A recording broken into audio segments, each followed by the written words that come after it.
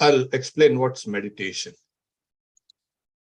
What is meditation? People say we are meditating and meditating. And I have been, for the last 3 years, I've been giving classes on meditation. All these meditations, and because I see that people will listen to things and they will forget it. So, and as usual, you know. So, and meditation is what is catching up. But the real idea of meditation, Dhanam, there are 3 things: the subject, the object, and the process. The process is called meditation. This is called a meditator. And this is called the object of meditation. We're talking about the process. So it's called a dhyatri, dhyanam, dheya, the object of meditation. In today's class, of course, we are going to be meditating on Swami Vivekananda and the process of meditation and the meditator, us, the subject. It's always. So we are told that, yeah, you must have and meditate, you have to meditate on an object which is stabilized, still. It shouldn't move around. But there is also another, you can say, process of meditation called the Leela Dhanam, meditation on the play or the divine play of that person. So according to Ramanujacharya and all the other great bhakti teachers, this is meditation. The Leela Dhyanam, or the Leela Chintanam, is actually Dhyanam. So because we have to set up a stream of similar kind of thoughts or similar kind of bhava, we can meditate on which will we take on Sunday, for instance, on Sri Ramakrishna's life. We take a few instances and go through them and you think about them. This is also a process of called meditation. In ordinarily, according to the yoga scriptures, meditation is what? When the mind takes the form of the object meditated upon. Now, in 99.99% of the cases where people do meditate, their mind does not take the form of that object. But can the mind take the form? Yes, according to the epistemology, although you can say the pratyaksha, what we have is the mind can take the form of the object. And when it takes the form of the object, there is something called a cognition. Okay. So the mind takes the form of the object. In this case, we are going to meditate on Swami Vivekananda. So that being said, the process of the subject, the process of meditation, that is the mind taking the form of Vivekananda. Yeah, but then we don't have this picture. Yeah, we have seen his picture. But then, as I speak, these words bring out certain images in your mind. This is called the Nama and Rupa, the name and form. The moment you hear a sound, suppose I say chair, you don't ask me, what's a chair? The cognition, the recognition is immediate. When you see a chair, you yourself very silently say in your mind, chair. This Nama and Rupa, name and form, this is how the mind works. As simple as that. So as I speak, there are images happening in your mind. So when you speak about a divine being, then what happens is you immediately, your mind is filled with those ideas and those images. That is called simple meditation. Okay. Now, Swami Vivekananda, when he first came to Sri Ramakrishna, I'll tell you those first 4, you can say, meetings. Sri Ramakrishna had asked him in one of the meetings, in the second meeting, I think, do you see a light when you fall asleep? So he's saying yes. And all the while he was thinking that this is how people fall asleep. And what was the nature of that light? He used to see a light here in the center of his forehead, changing colors. And as it changed colors, it grew larger and larger, became white, and then burst. And his whole body used to be filled with that white light, and he fell asleep. We know how we fall asleep. Sometimes you don't get sleep only. So this is how Swami Vivekananda used to fall asleep. And then he said, Sri Ramakrishna says, well, this is a lakshana, this is the indication of a person who is perfected in meditation. It's called a dhyana siddha. It comes only at a very, very high level of meditation that you can have this kind of experiences. And this was consist to him throughout his life, from his early age. So from this you can say, to get this light, to see this light, to experience it, and to fall asleep in that light, it is clear that it has to have had a divine origins. It's not acquired in one lifetime. It's just impossible. So Sri Ramakrishna had said about him, one time my mind was soaring high in samadhi, and it soared where the relative boundaries of the universe, of the spiritual universe, were transcended, and where it reached into the absolute. Even there, the gods and other ideal forms could not enter.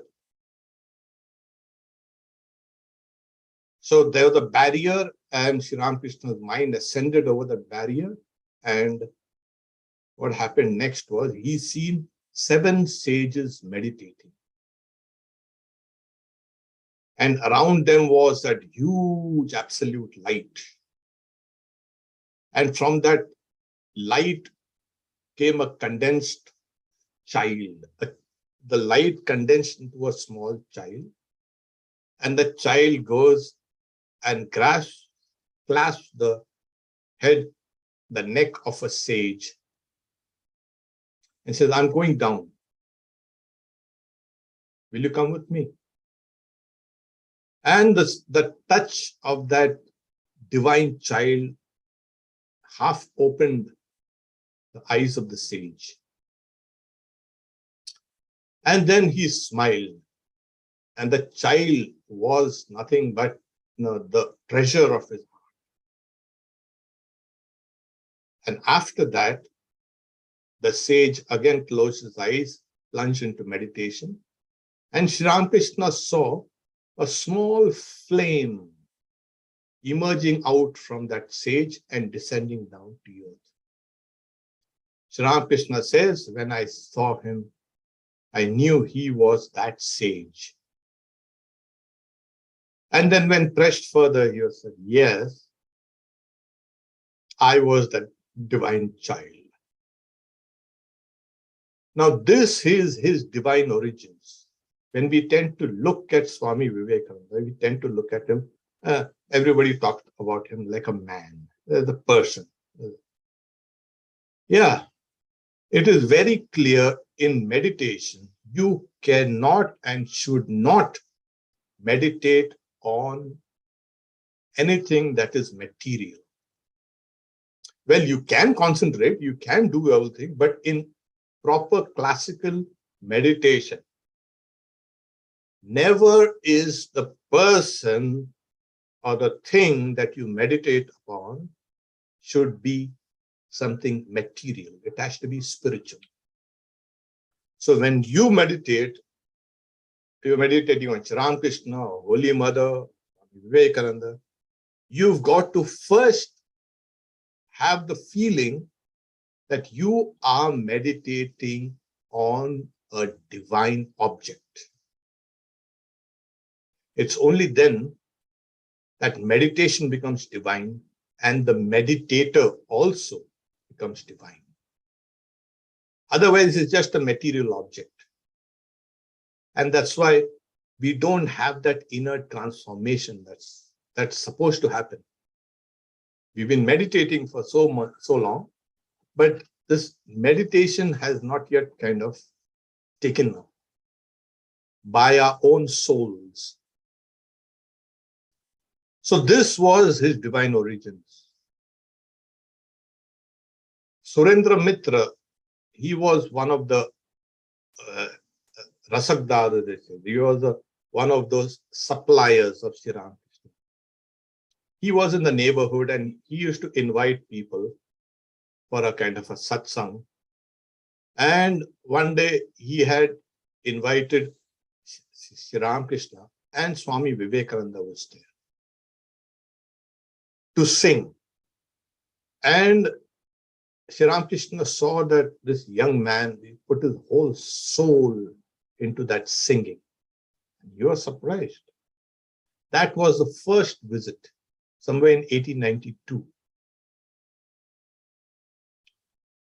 After that, we have this, not 1890, somewhere 1862 or something like that.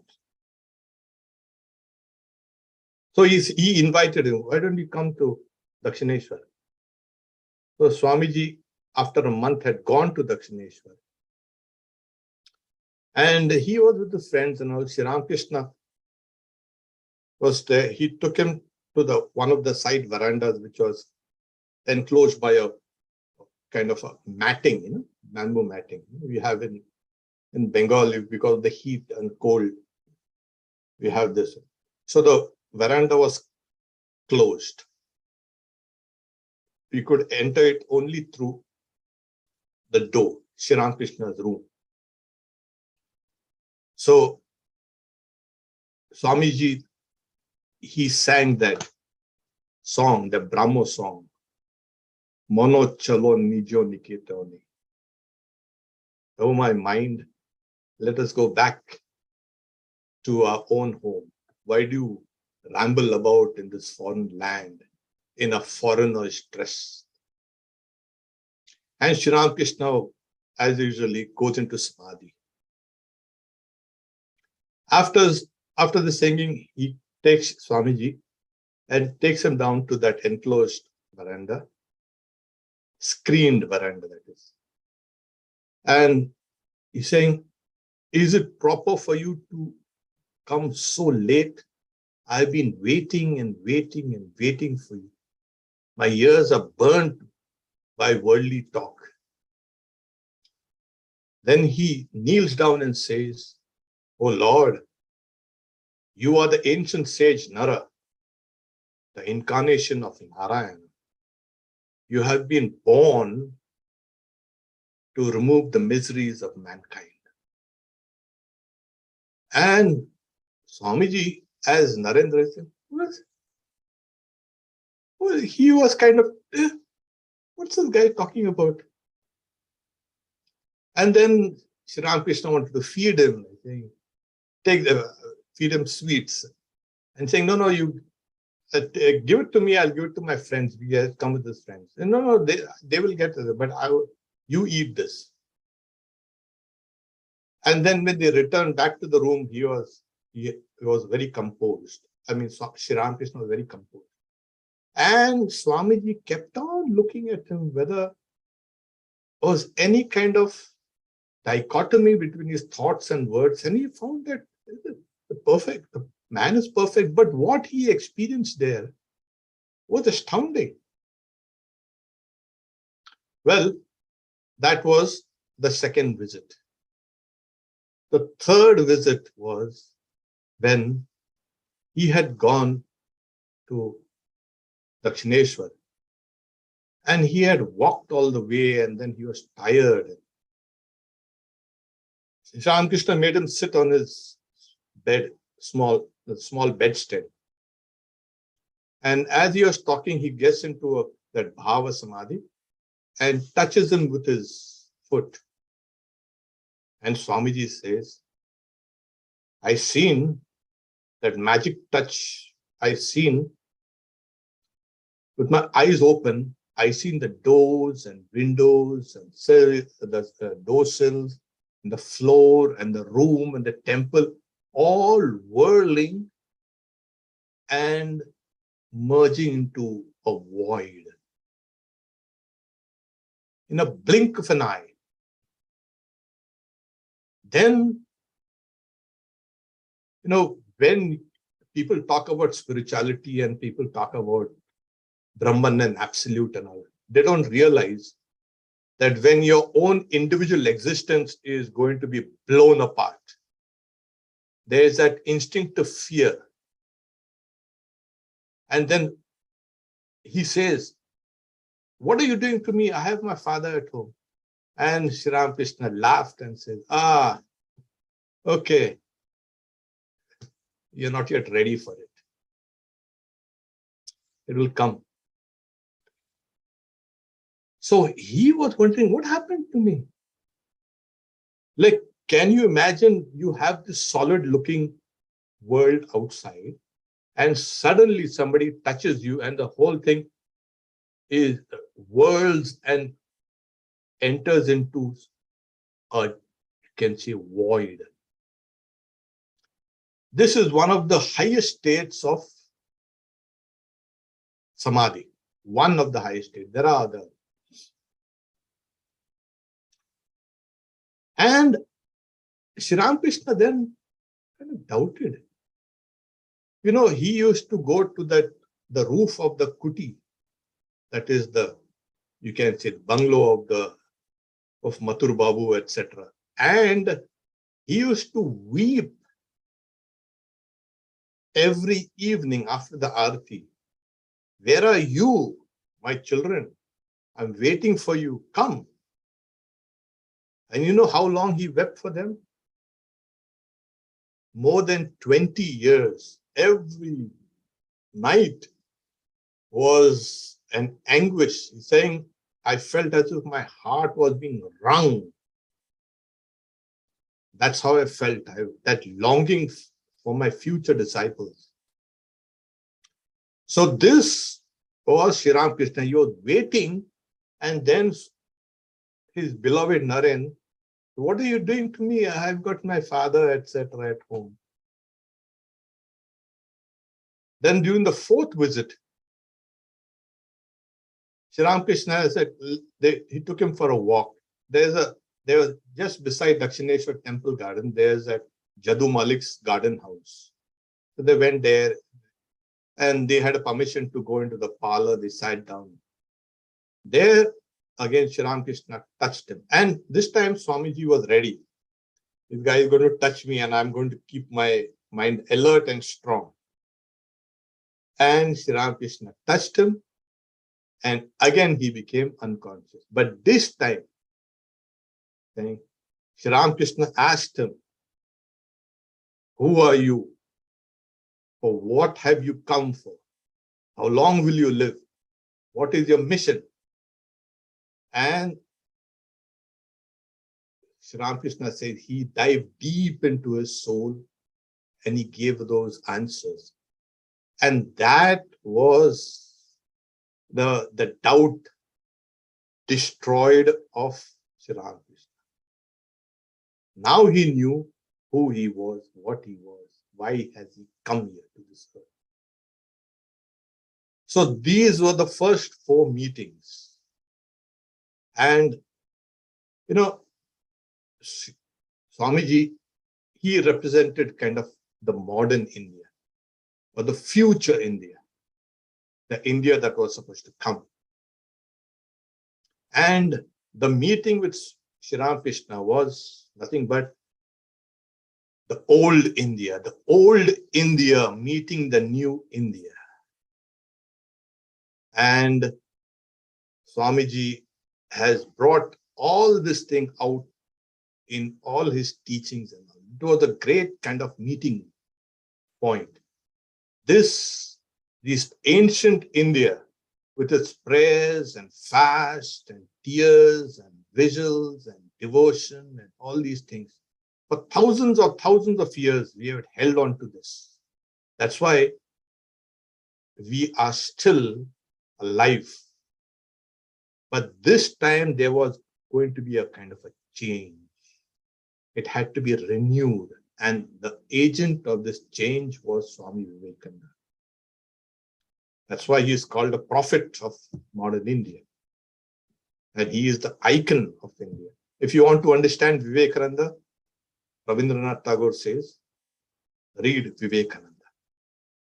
He embodied and encapsulated the whole of India's past, present, and the future. So he was something that you can say, Sri Ramakrishna says, never will a person be ever born on earth like Swami Vivekananda. Yes, the earth will never see a person like Swami Vivekananda. But once you come here, he was born in a wealthy family. And then one of the things he disliked, hated, was the worship of Kali. Oh yeah, saying that was a 6 years fight. Sri Ramakrishna said, if you don't accept my mother, why do you come here? Saying, I love you, I come here. It does not mean that I have to accept Kali. Because of his Brahmo Samaj kind of background, because they are not supposed to worship any images, etc. So he was, and he had temperamentally, he had the outlook of God as infinite. So that being said, his father passed away prematurely. The relatives put a kind of a case against them and threw them out of the ancestral house. Overnight, they were on the streets. So he saw poverty. He saw hardships. He saw hunger. And that was a great kind of lesson for him. Because if a person does not understand what poverty is, he will never feel any empathy. He will just be talking. Oh, the poor people are poor. You don't feel that. So he went through that whole thing. And that's a time when there was a great change in him. One day he was returning from home. He used to go around with the application in hand, barefoot, hungry, tired, goes to office for a job, and he couldn't get a job. Can you imagine? Well, he got kind of a temporary job in some attorney's office. So he had this thought, why, if God exists and God is compassionate, why is in this divine world does evil exist? So one day he was returning home. He was so tired. He fainted, he swooned and fell down. And he fell down, became unconscious in a kind of a veranda of a house. And in that state, he says that various veils covering his soul were removed off. And there he got the answer.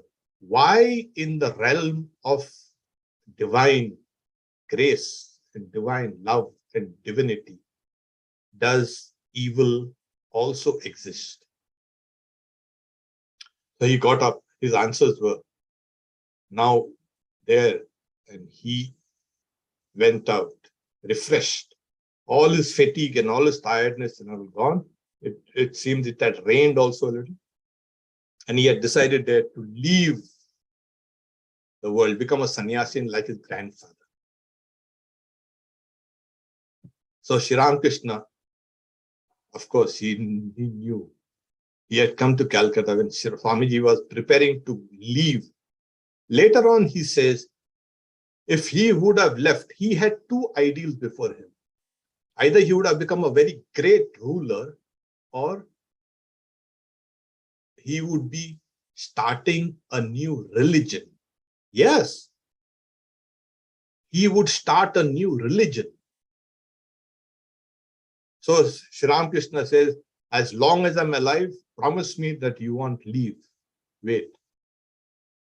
So he elicited that promise from Swamiji, and Swamiji, okay. Took him to Dakshineshwar and wept and wept and wept. So he thought, well, Kali listens to Sri Ramakrishna. He sees her. So he told her, why don't you tell your mother to do something for my family? Saying, what can I do? You don't accept her. And that's why all your troubles are there. So this is another significant thing. Because you do not accept my divine mother Kali, all these troubles are coming in your life. By saying, okay, today is a sacred day of Divine Mother. I think it was Tuesday. You go and ask her in the evening. So after the Aarti and everything was over, Swamiji was in his room, Sri Ramakrishna's room, and then he left for the temple from there. And as he walked there down, he found his limbs kind of getting numb. As he entered, he made his Sashtanga Pranam. As he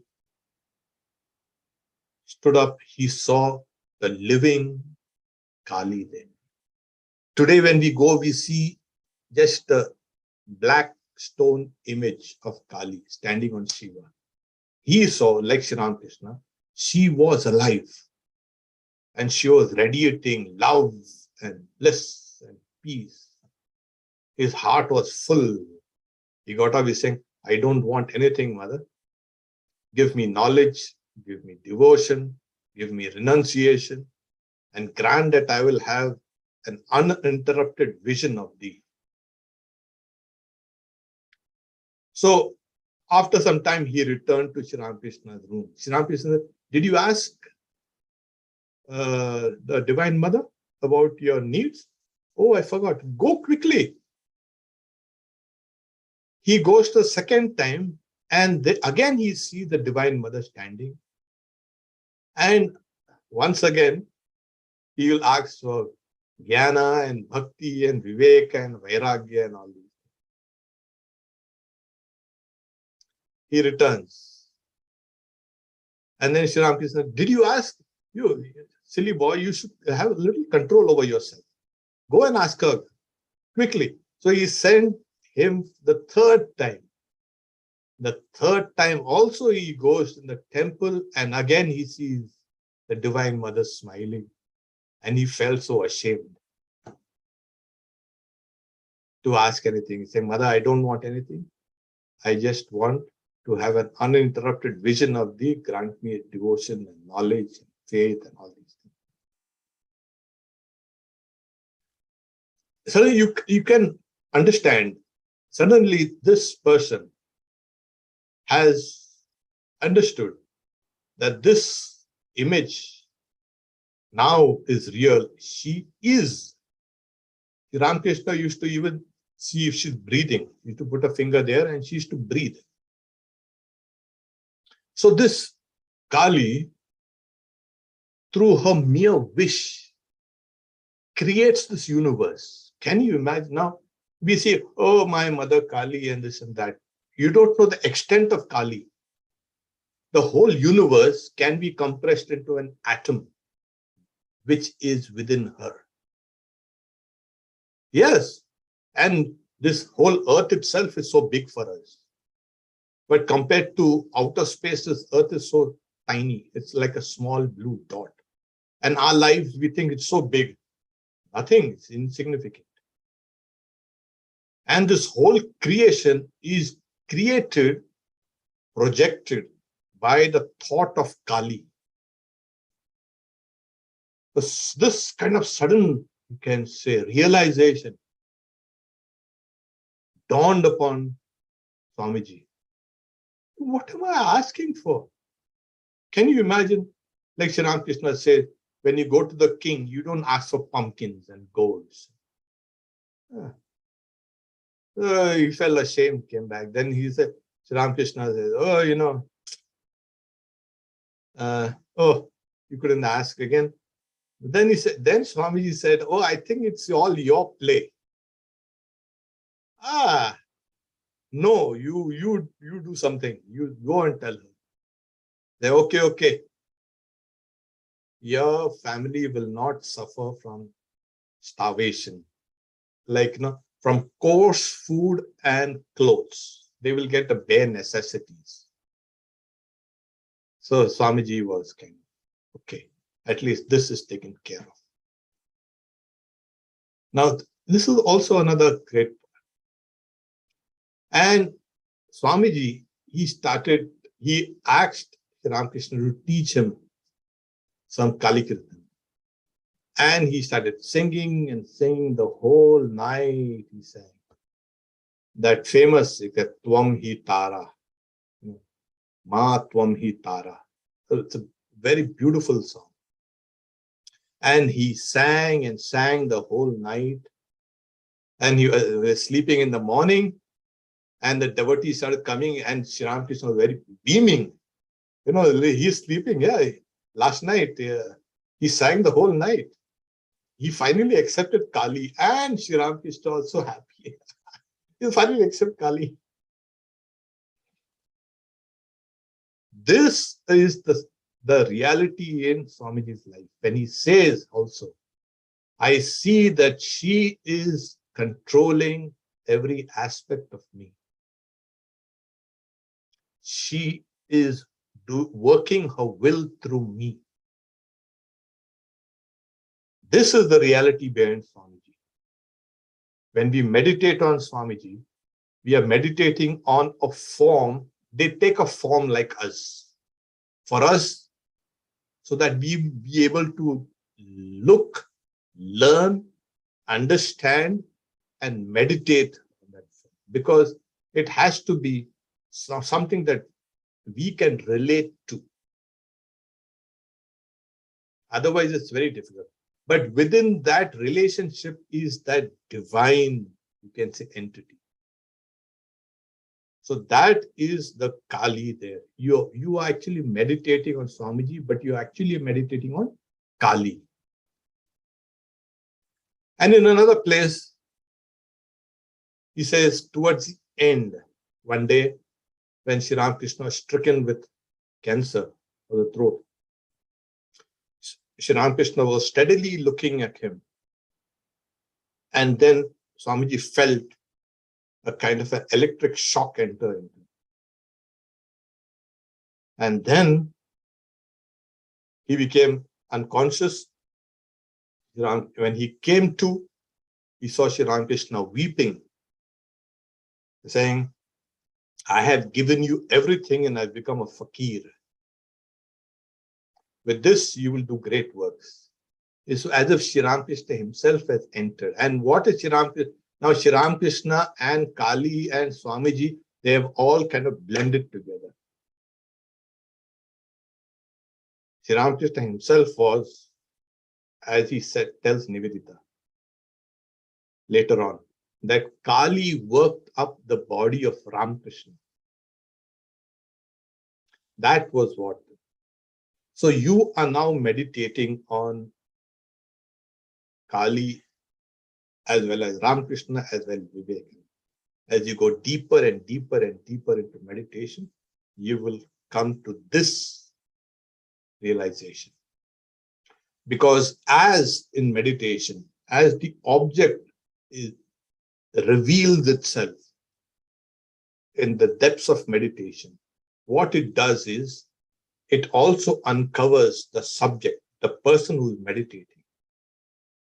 That's a very kind of a phenomena that people don't realize. They say, oh, that person has been meditating for 20 years. Oh, really? Oh, very good. But there has been no kind of subjective change at all in that person. Then I know that that person has not been meditating correctly. When you meditate on a divine object, your personality also becomes divine. Like I said, the mind takes the form of that object of meditation, as well as here you have the mind taking the form of the divinity. That is, you can say, transformative. It takes care of your old. So your old self has to go, and meditation is the best means. So this is, as we say, that Leela Chintanam, Leela Dhanam. Slowly and slowly, there is a transformation. The more the object reveals itself to you in meditation, the more you are revealed in the act of meditation. And as the subject and the object in the process, it becomes slower, deeper, and closer. It comes closer and closer and closer. You will not find now any difference between your identity and the divine identity. It becomes coalesces into this one.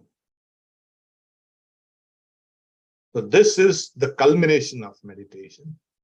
But this Swami Vivekananda, as we've seen, then you know that his first meeting with Sri Ramakrishna was momentous.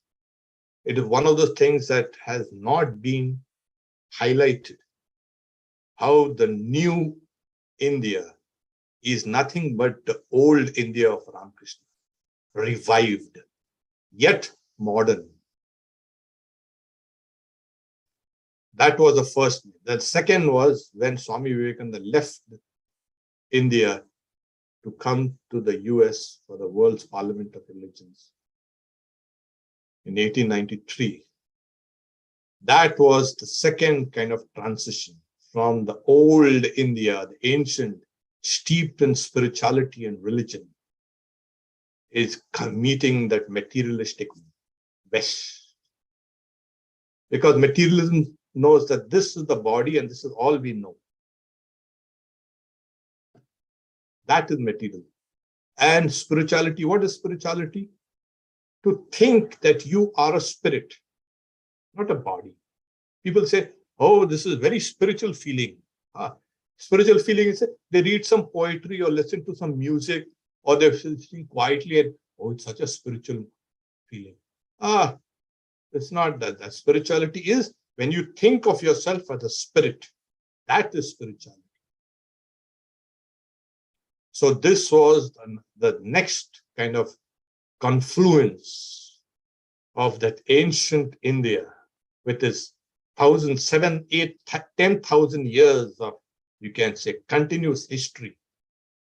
Continuous because these long oral traditions that we had, this Mahabharata and Ramayana were nothing but long oral traditions. They were stories within stories. They were spoken to the children and the disciples, and they carried it forward. Then these oral stories were written down. They became the epics. So you can see a huge continuation of Indian culture. And that was what was meeting the West. And the meeting was momentous. And if you know Swami Vivekananda in Chicago, he spoke on Hindu sisters and brothers of America and started with this. That was carrying the message of India. After this, as we know, he traveled around. Sometimes he was taken for a ride by this Slayton lecture bro. They hardly used to pay him, but they used to make it travel all over the place, and he made him lecture all over the place. And then they had to break that contract. They had to pay the legate and all. They had to pay something, and he traveled over all the US and then the world. So one of the things that we need to understand is, he says, I have a message for the West, like Buddha had a message for the East. This is very clear. There he understood. I have a message for the West, like Buddha had a message for the East. Buddhism completely changed in a few centuries the entire Asia. Buddhist missionaries had influenced the old Alexandria, Anatolia, which is now Turkey. Right from there to Japan, they had transformed the culture of Asia just by thoughts, spirituality, and you can say the moral force of spiritual ideas. They never went with swords and knives and fire to convert. They changed the whole of Asia just by these mighty teachings of the Buddha. We are seeing something like this going to happen. Vivekananda's words and ideas and life are going to change things in the West. All the various ideas coming out, you can see they're directly, indirectly related to Vivekananda's ideas.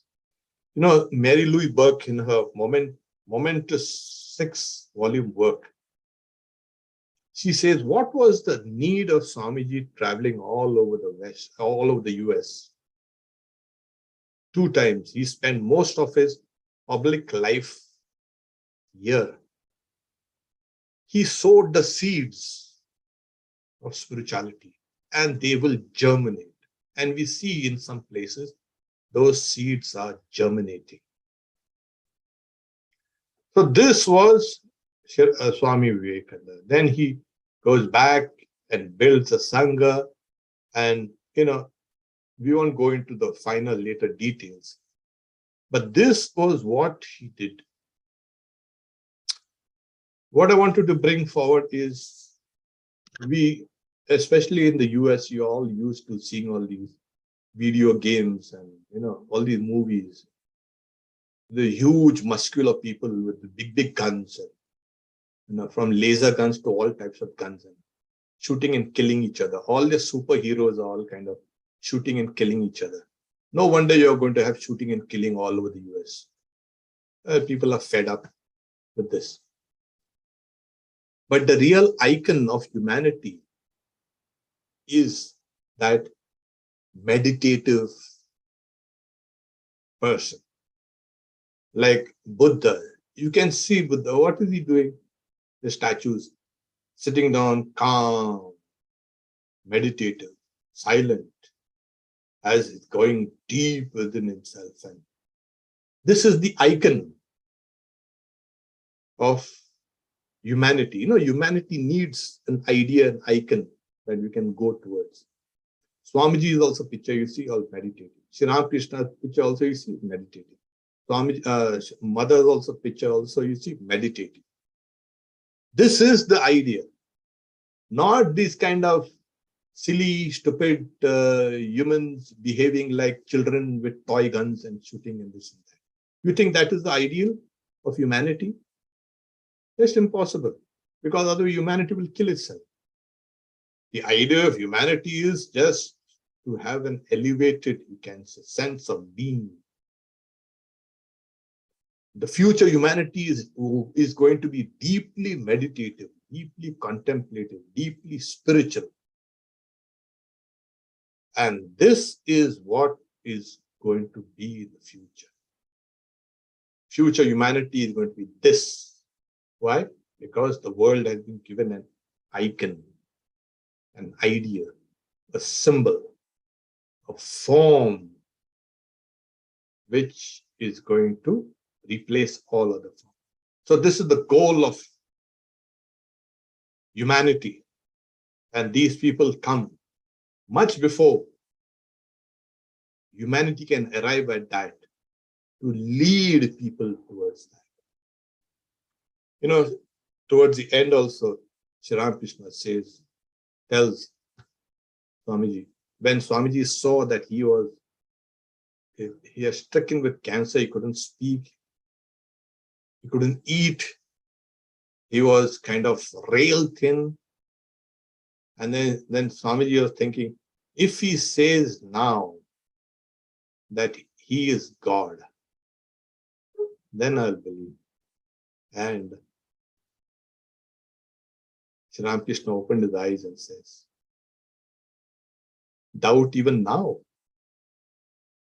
You know, he had said these words to Swamiji many times. But now when he said he was Rama, he was Krishna, has come as Ramakrishna, but not in your Vedantic sense. So this is the reality behind Swamiji. From another standpoint, we can see him, Sri Ramakrishna never liked anyone criticizing Swamiji.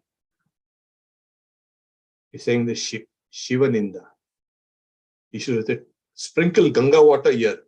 Here Shivaninda has taken place. You never see any fault in Swamiji. Not only that,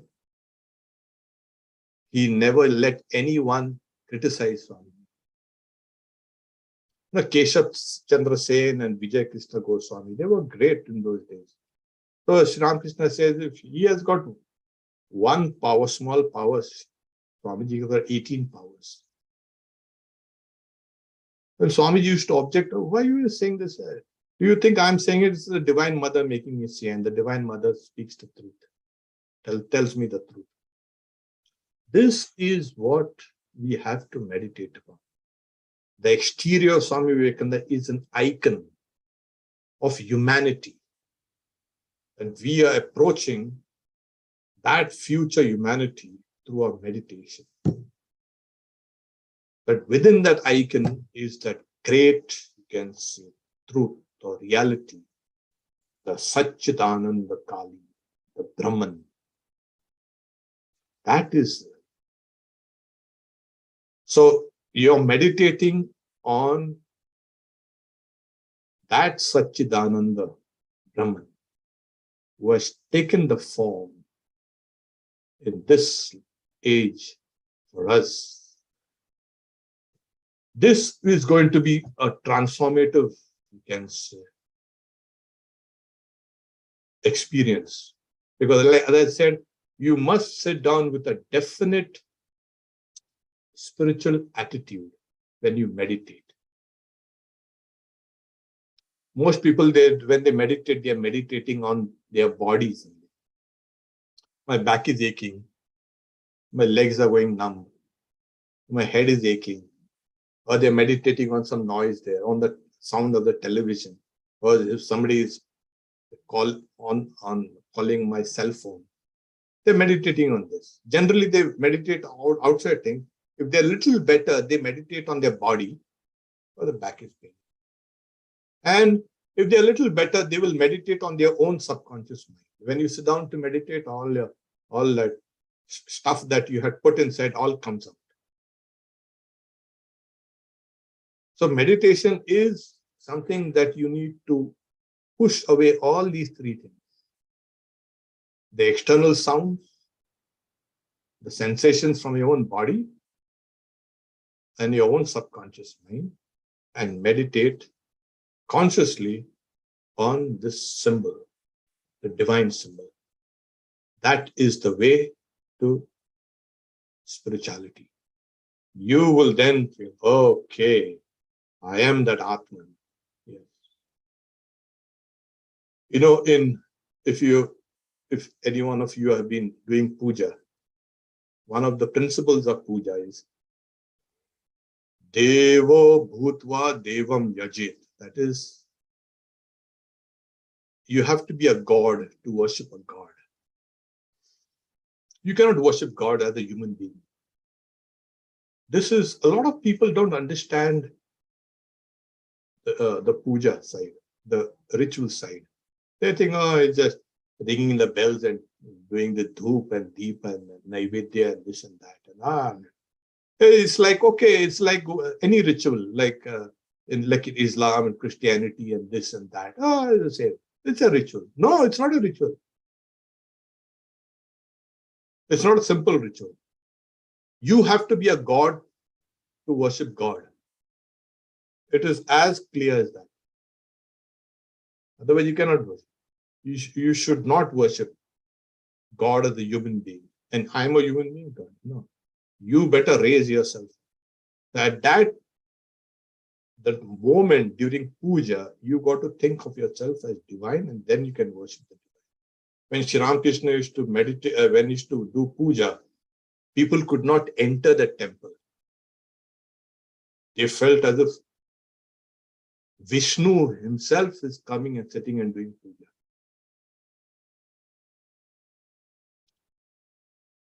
So, as you keep on doing this Leela Dhanam on Swamiji's life and the divine play, it transforms you. Later on, slowly the veils drop down from you. The only thing that stops us from going to the divine, experiencing the divine, is we have been told over and over again that you are so and so, so and so, so and so. It's all lies. The world of Maya is all these lies. Listen to these lies, but know the truth. The truth is this, that you are divine and you can manifest that divinity. This is what Swamiji says. My message indeed can be put in a few words: to preach unto mankind its divinity and how to make it manifest in every movement of life. This is what Swamiji had come for. I think Swamiji came to see America, US, like we do. Hi, it's a nice place. Hi. Oh, hey. He had a mission. And that is, as they say, is an awakener of souls. So when we read about him, listen about him, hear about him, we need to become one with that ideas. Vivekananda is not separate from you, because when you meditate on Vivekananda, you are meditating on Vivekananda within your own mind, isn't it? Do you meditate on Vivekananda outside? When you're meditating as Vivekananda is within you, or Holy Mother, or Sri Ramakrishna, within you. So it's there within you that you meditate and unravel yourself. That will lead us slowly to this great, you can say, these ideas, ancient ideas of India. Will India die? Swamiji says. Then will all the world will see a loss of spiritual life, spiritualities. This is a message of India. And this is a message for you all also. I'm an Indian. I remember when I was very young, a guy who had come, who was in MIT, he had come on a kind of some research project. He said, hey, what is in the Bhagavad Gita? Why? What happened suddenly? There we go. Bhagavad Gita. Like Shri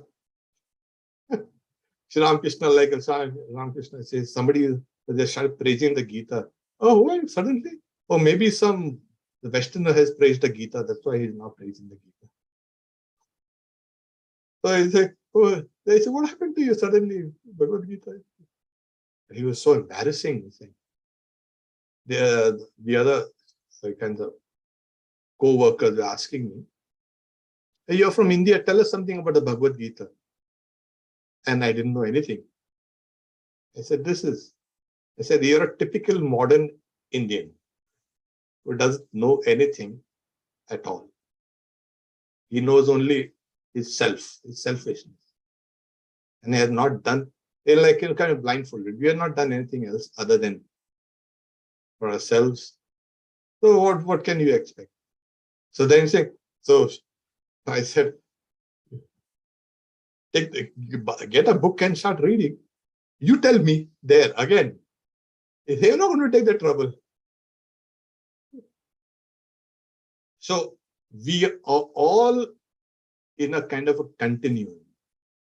And we must understand that we carry a great heritage, the heritage of Sri Ramakrishna, Holy Mother Swamiji in this age. These are living for us. Like Rama and Sita and Lakshmana are living for us. Really? For thousands of years, people have held on to this. Rama and Sita and Lakshmana and Krishna and Radhika and all these great avatars, we have held on to them. They have become part of us. It cannot be that you can live your own life. You have to have a life to live which is embedded with these great characters which we read in the scriptures. If you don't have that part, I have seen great people, rich and famous and all, and towards the end dying like dogs, frightened. What happened to all these things? And I have seen very humble, poor people. When death comes, they are so happy and bright. And this is how they had infused their life and their thoughts and their minds with these divine things.